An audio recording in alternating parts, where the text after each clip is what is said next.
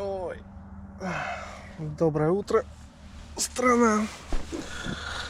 Ну что ж, вот и утро, 7 часов 30 минут. Уже солнышко только что вот начало выходить. О, на озере туман. Даже того берега не видно. В общем, сейчас буду потихоньку вставать, собираться и как соберусь, поеду. Ну, наверное, кофе только с шоколадом. Это готовить вообще пока что неохота. Скорее всего, в обед, наверное, только буду готовить. Так, либо если кафе будет, может в кафе поедем. Но вообще как-то кушать неохота пока. Вот тут вот палатку поставил. А, говорю, тут типа просека такая вот. Там даже дорогу видно. Здесь палатка, велик, ну и тут берег вот.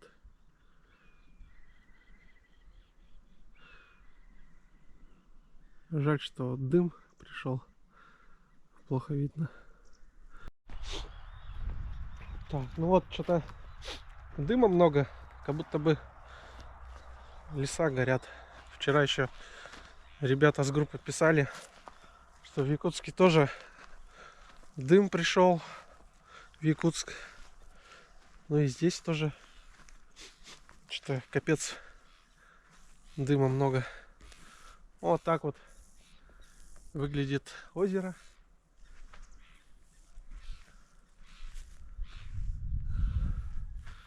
Да, дыма капец. Дыма много. Так, ну, надо сейчас потихоньку собираться, да. Выдвигаться через минут 20-15. Так. А я, друзья, еще хотел рассказать. Вот приобрел такой фильтр CPL, вот если видно. Он прямо вот на объектив камеры ставится и как бы снимает. Но он как бы там резкость увеличивает. То есть как бы когда солнце светит очень ярко, тоже он как бы делает так, чтобы не слишком яркая картинка была. В общем, я вчера весь день снимал вот на это, не только вот вечером я его снял, потому что уже стало уже темно, поэтому, в темноте он не очень, конечно, снимает, а так вот в яркое, когда вот солнце светит, светло, он очень хорошо, и воду еще очень хорошо снимает, резкость прямо таких увеличивается, резкость, качество изображения. Очень хорошая штука. А я тем временем вот здесь еще поставил воды немножко. Все-таки решил кофе сделать, кофе попить с шоколадкой. Еще у меня есть 2 сникерса. Вот палатка такая. Вот видите, капли немножко есть, конденсат. Знаете, все просыхает. Сейчас постоит. На солнышке просохнет. А так собирать неохота, пока она мокрая. Потом это все мокрое вести. Вот и тент тоже весь мокрый был. Я потряс его немного оттуда. Влага как бы слетела, капли какие-то. И вот на солнце, как раз вот напротив солнца положил тент. Не знаю, вот сколько минут. 10-15, наверное, будет высыхать.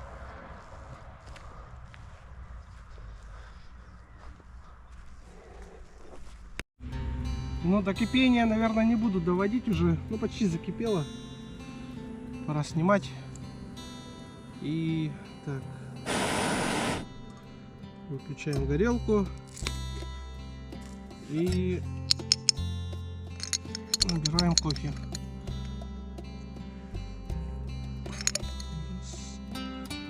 Кофе 3 в одном.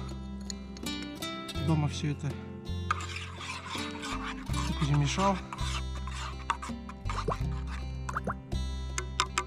какие-то сообщения приходят. Вот тут связь хорошо берет в Магудае. Тут у меня, оказывается, еще однокурсник в Магудае живет, Валера Сивцев. Сегодня в группе написали ребята. А я почему-то думал, что он в Чурапче. А он, оказывается, здесь, в Магудае живет. И в Чурапче у меня тоже есть однокурсник, знакомый. Тоже велосипедист есть знакомый, тоже с Чурапчи. Но в Чурапчу я так как бы заезжать не буду, в самой деревне. Но там она как бы на трассе стоит, так и так. Хочешь не хочешь, там как бы почти считай, что там по ней проезжаешь вдоль этой трассы. Ну, там дома, кафешки тоже, по-моему, эти магазины. Но в магазин обязательно, да, надо зайти в Чурапче, купить еще пару бутылок воды, 2 полторашки, наверное, чтобы на сегодня-завтра хватило.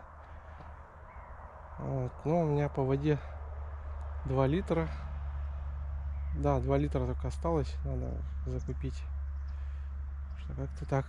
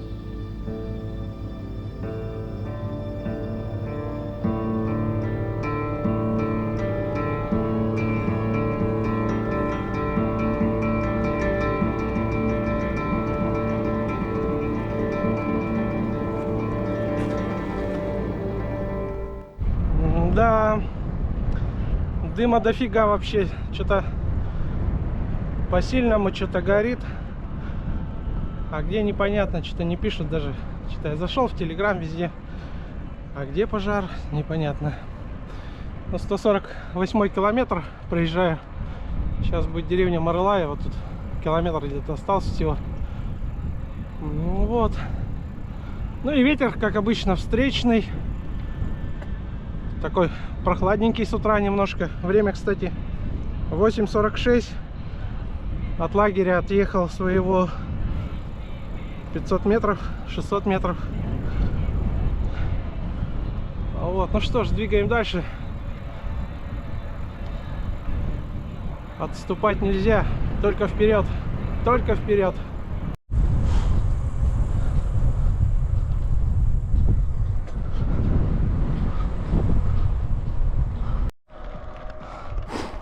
Короче, тут коровы по дороге ходят. Ладно, надо остановиться, чтобы не пугать, чтобы машина проехала. И потом сам поеду.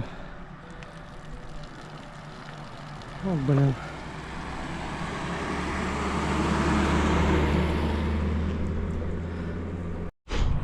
Да, дым не прекращается. Походу жестко затянуло.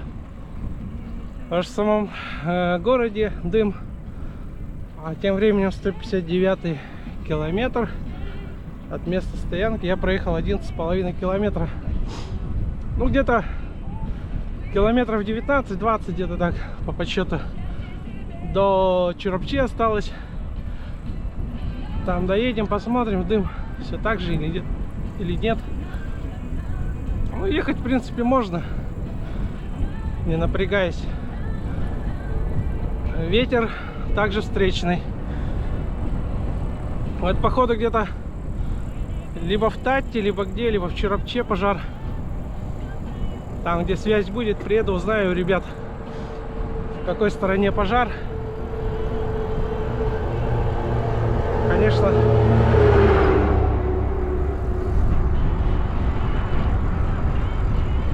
понос, так золотуха, блин. Все ж хорошо начиналось. И дождя не было, и солнце светило, и не жарко было, а тут пожар, блин. Да. Что поделать?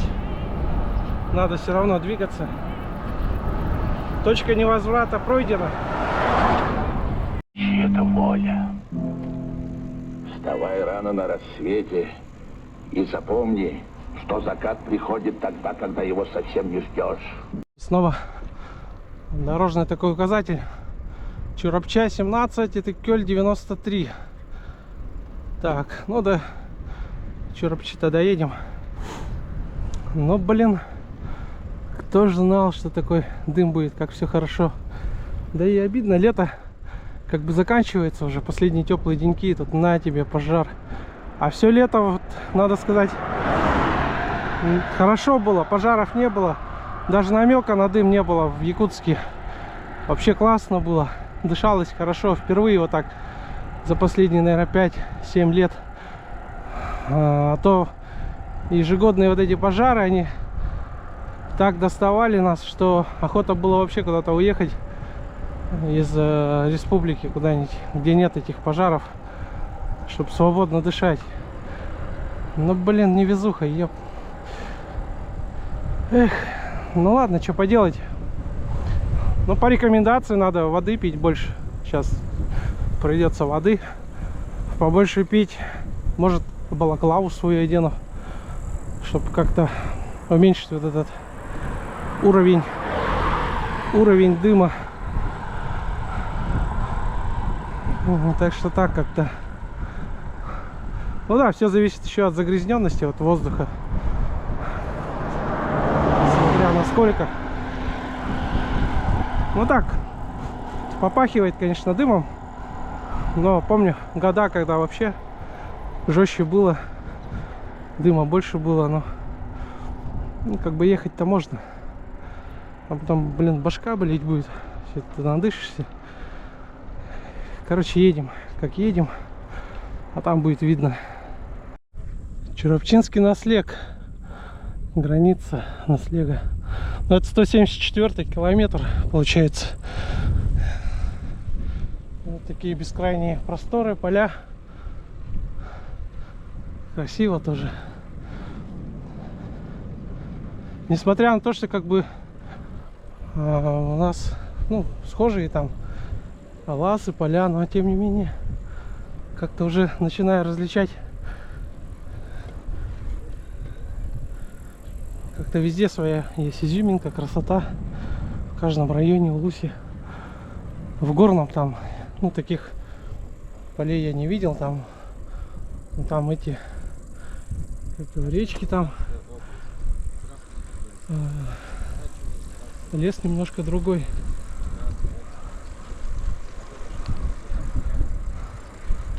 Там поля, конечно, поменьше. Тут того, какие, ого-го, мощные поля.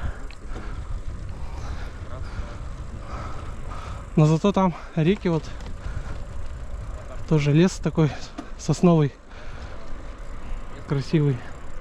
А тут немножко так вперемешку, и сосны есть, и березы, и ель даже есть вот. Красиво. Ну вот, остановился на 174 километре. Тут у меня бананы пока совсем не испортились. Надо съесть. Тоже вот созрели. Черные уже становятся. И колы попью. И уже вот, ну, буквально сколько, 3-2 километра начнется Чурапча. Там тоже беру продукты. Скорее всего, в магазин зайду. Ну и вроде бы дыма уже чуть поменьше, что ли, стало. Там, где вот Марылай, там вообще жесть была сейчас. Или то ли я привык уже к этому дыму. Короче, посмотрим там по обстоятельствам, как будет. Так что так, пока едем дальше. А вот и Чурапча.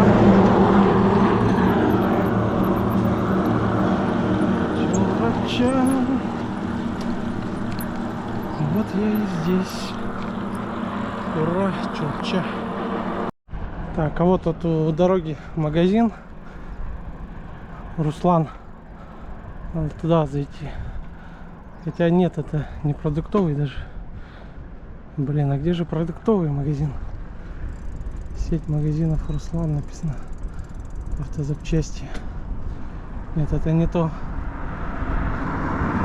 И у меня много Вот ГЦ есть. такой памятник красивый Я имею стоит. право носить малиновые Это Чуровча. штаны. Центральная И передо улица. мной и подсак должен 2 раза приседать. Да, ко мне позвонил однокурсник вот минуту назад. Олег Макаров. Мы вместе учились 5 лет.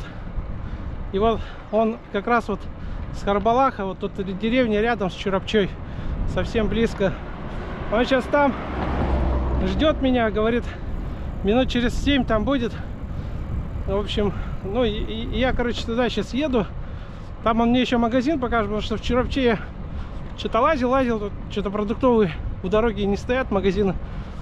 А что поразило, что дофига алкашки продают.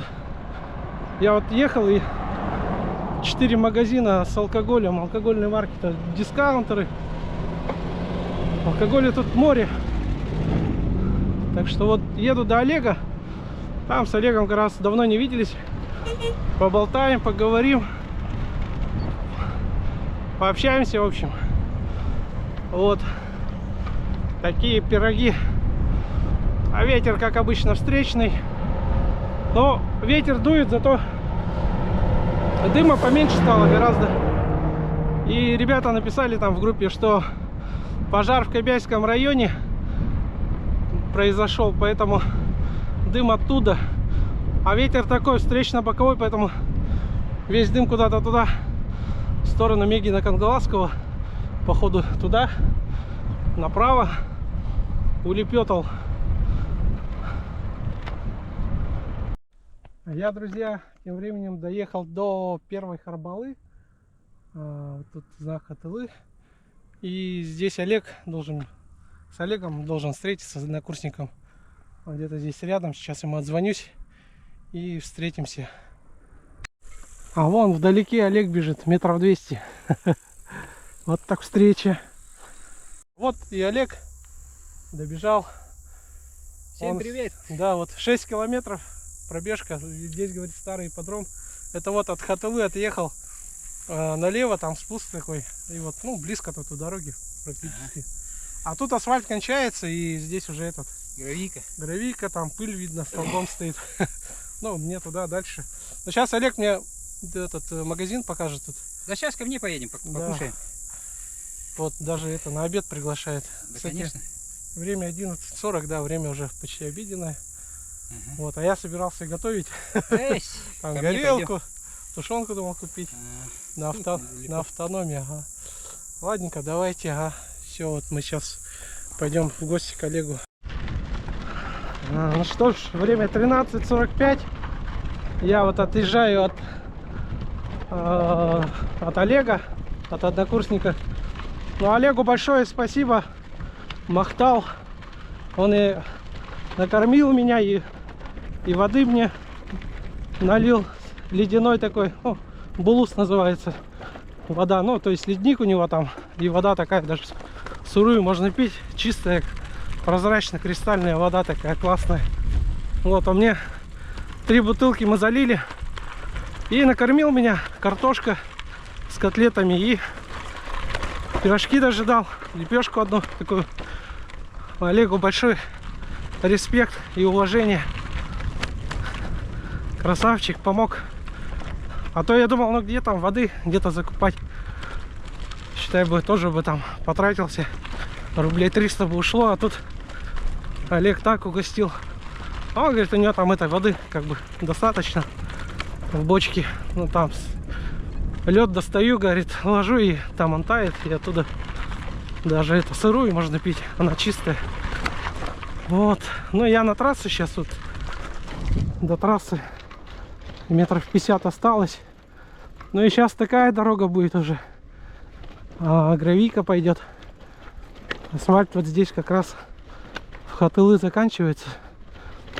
И все, и дальше уже гравий пойдет. Сейчас я направо. Так, ну вот еду по гравию. Такая пыльная дорога. Ну, хорошо, что песка нету. Такие мелкие камушки, но в принципе это нормально.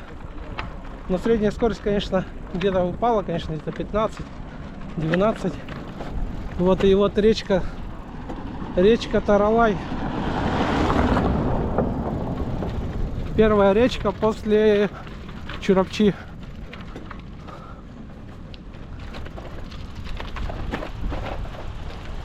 Вот прям тут туда заливается. Ну вот, ребята, смотрите. Сейчас большой груз проедет, и за ним пыль. Она уходит вся налево.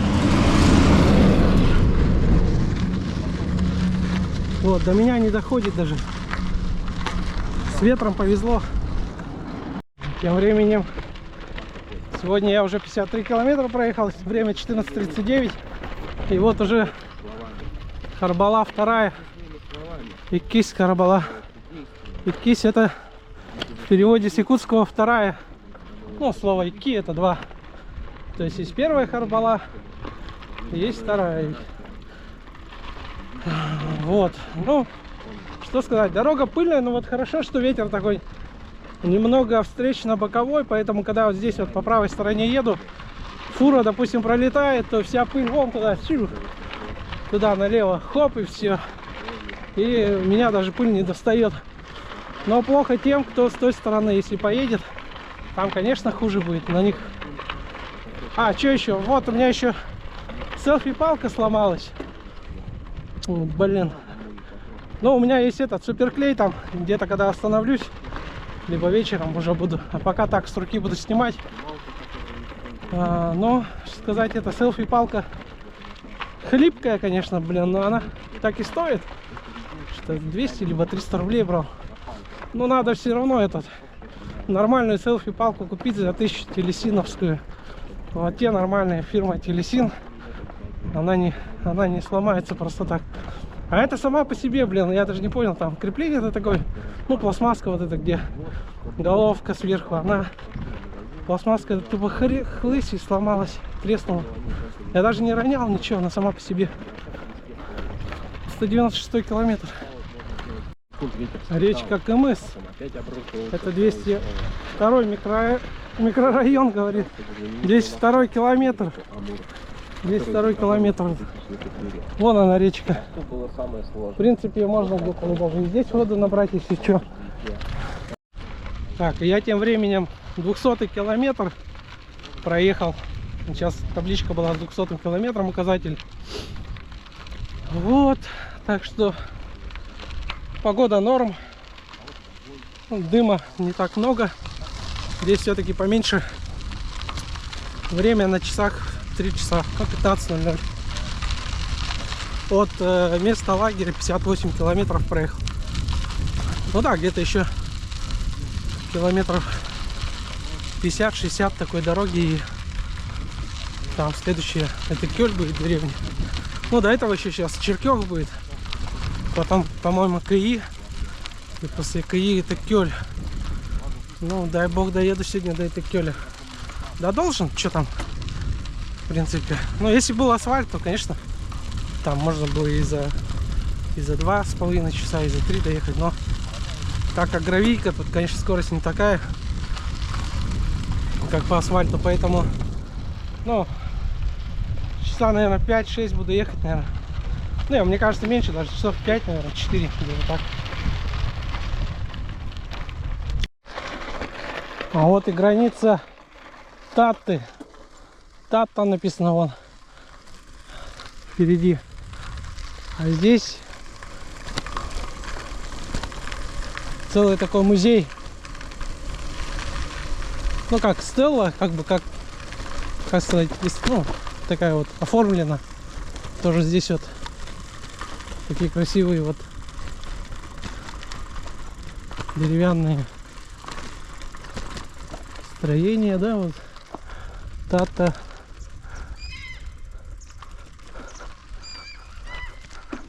Штат родина якутских писателей Платона Аюнского, в частности. Так. Вот.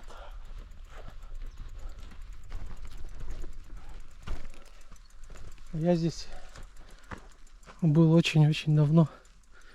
Еще когда, ну, последний раз, наверное, студентом был, когда ездил на свадьбу к сестре, к Наташке, в Итыкёль.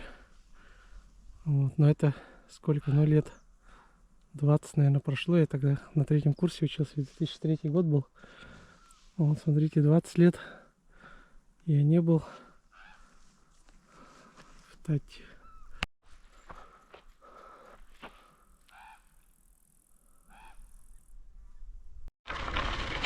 Так, ну я от Стеллы отъехал, ну, где-то на километров 5. Но там такая дорога, конечно, ну, гравий, но, короче, как сказать, ну, он не то что песок, ну, да, тут песок, короче, в перемешку с камушками такими, с маленькими. И вот местами я все-таки там застревал, и где-то даже пешком там по 10 метров проходил такие участки, где вообще невозможно было ехать. Вот сейчас дорога, ну, она практически везде такая. Особенно вот, а если вот посередине едешь, то она похожа на стиральную доску. Такими волнами идет. Вот я как раз, видите, на таком участке как раз вот сейчас я застрял. Надо куда-то сюда выбираться. Короче, видите, у меня покрышки вот на 35 ширина. Ну, тут ехать можно, но такой как бы должной скорости не получится. Поэтому хотя бы тут надо 40-ую, что ли. Ну, чем шире, тем лучше, конечно, но буду это иметь в виду. Но я почему такую ставил покрышку, чтобы... потому что там, ну, полпути это асфальт. Большая часть дороги это асфальт. А потом вот такая дорога, ну. Так что надо будет потом в следующий раз учесть эти моменты. Если сюда поеду, то, конечно, пошире ставить. Ну и на этой можно, как бы я говорю, потихоньку, там 10-15 км в час можно ехать. Фух, маленький кусочек типа асфальта, но это бетон. Мост.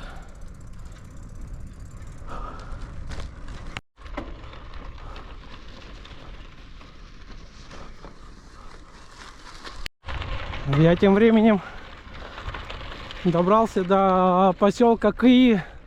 Это, по-моему, ну там 210, по-моему, а нет, 215, 220, где-то так.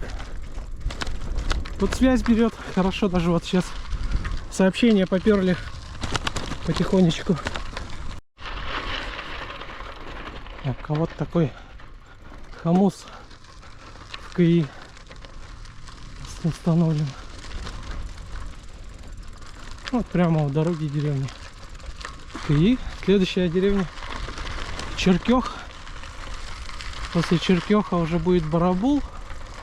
И от Барабула там километров 13 до Итыкёля. Ну, вроде как бы сегодня в Итыкёль должен успеть приехать. Вот, ну, что поделать, крутить дальше. Дорога, конечно, местами не очень. Но это из-за покрышек, опять-таки. Я говорил, что у меня покрышки такие слики для асфальта 35 тес. А тут идеально, я думаю, ну где-то 45-ка, наверное, 47. А вон типа журавль или аист. Ну такой большая птица. Журавль, ага, полетел. Снова к одному из указателей подъезжаю. Показывает, что до Черкёха 7, до Итыкёля 36. Так, ну да, сегодня желательно бы до Итыкёля доехать. И все, и вот, наверное, это конечная точка будет. А дальше там куда? Дальше там Уолба идет. Потом еще там сотка, по-моему, Хандега будет. Короче, мне этой Кёля хватит. Ну его нафиг там дальше куда-то ехать. Не май месяц. В Магадан тоже не поеду. Уже поздно, август. Блин, там снег скоро в горах пойдет. Вот. Как-то так. 36, да? Ну, значит, получается 36 плюс 7. Это 43. Ну да, 43 километра, короче, еще пилить. 43 километра по такой. Ну, сейчас дорога вроде получше стала. Ну, она такая местами. Местами такая как бы вязкая, такая с камешками, с мелкими, где вот это колеса вязаны. А местами она нормальная, вот, как, типа даже как асфальт напоминает, кусками вот так. Ну, трясет, конечно, но ехать можно. Ну вот, пример вот, да, вот. Вот это, я считаю, нормальная дорога. По ней можно ехать. И главное, велик, чтобы не вязнул, а на остальное вообще пофиг.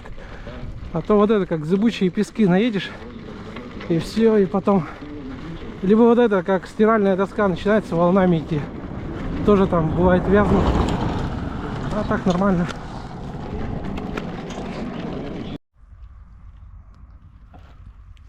Я вот что-то немножко заголодал. Остановился. Значит, сейчас вот гуляш буду. Вот тут у меня банка такая. С гуляшом я ее в кармане брал. Вот, открыть. На газу сейчас ее как его, подогрею. Что у меня еще там? Пирожки есть, хлеб, кофе, вот, пряники с кофе. Ну, в общем, нормально. С голодухи не должен кони тут двинуть.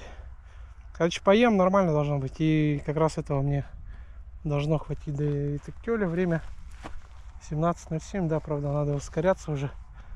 Потому что уже к 9-10 там уже будет темнеть, успеть бы, да, еще доехать. Поэтому, ну, ночевка, вот, если повезет, доеду до Итакёля, там переночую.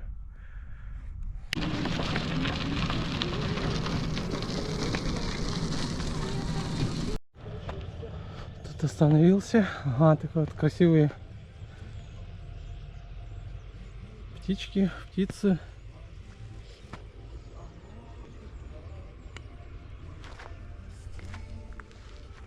И пыльная дорога.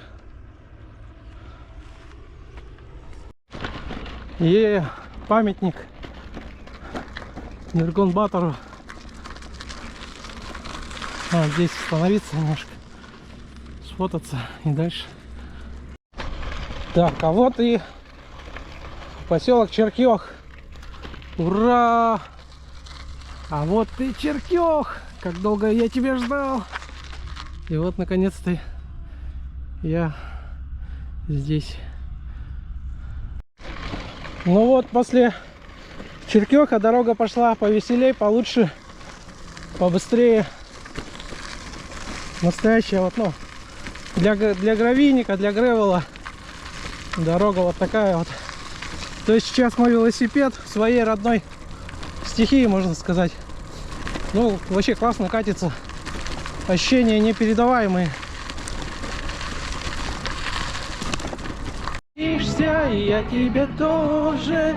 Ничего сделать не можем. Словно чужими стали друг другу. И между нами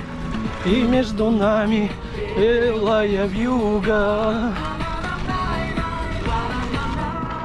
Балдеж, кайф, воля, свобода. Мы стали друг другу, и между нами белая вьюга.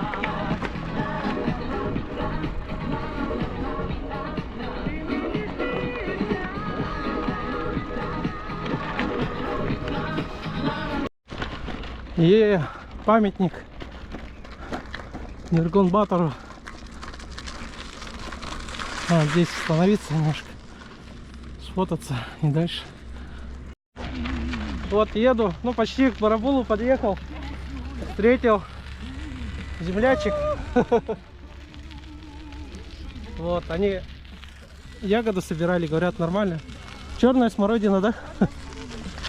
Хорошо. Вот, а этот, грибы есть? Есть. А, земляника, наверное, прошла, да, уже? Вот. Но дорога пыльная очень. Машины летают туда-сюда. Короче, километров 12 до Эдекёля. Короче, капец, пыли я не выдержал, маску одел. Дышать нечем. Капец тут. И фуры туда-сюда гонять, что машин много. Короче, вот так в маске еду, уже балаклаву одел, не выдержал. Следующая деревня Барабул, потом с Барабула километров 13 до Эдекёля. Но я тем временем к Барабулу подъезжаю. Вот стелла такая. Барабул. Кстати, вот в маске нормально. Меньше как бы этого пыли проникает. Легче ехать. Солнце уже почти село, закат. Скоро стемнеет. Но если что, фонарик есть. Да, тут немножко осталось, вроде как километров 10, наверное, до Эдекёля. Дотяну. Время 19:50.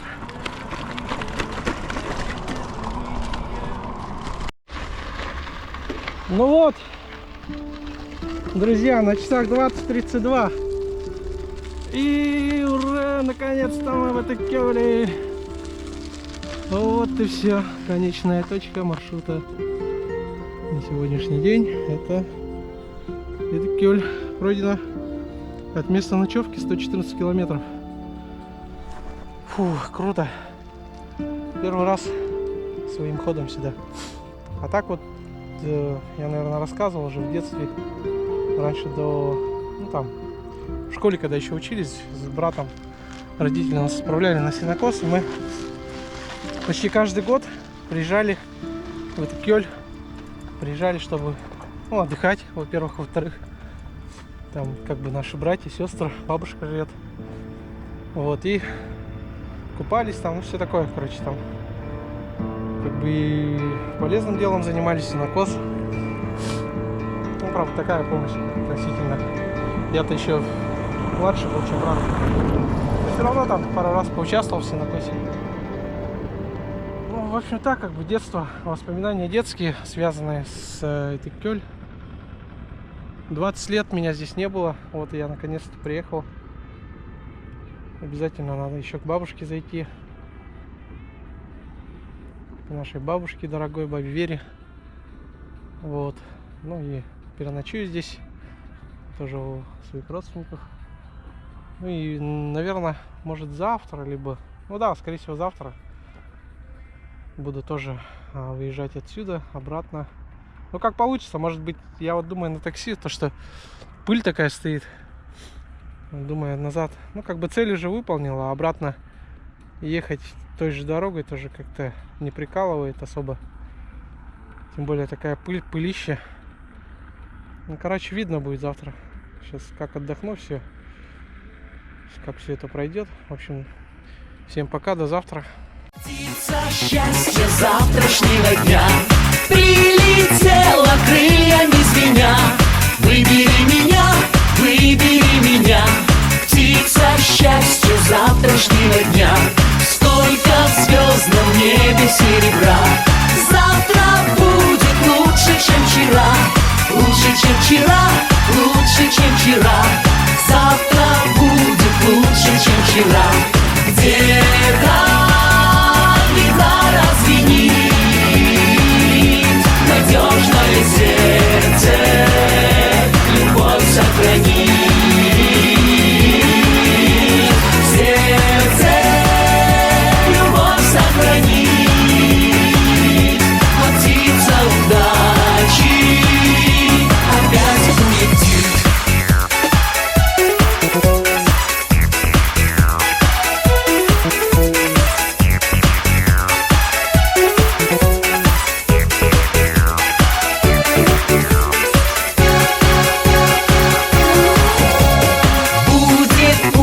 Завтрашнего дня кто-то станет первым, а не я.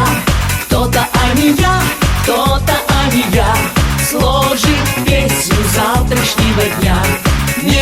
свете танца без огня.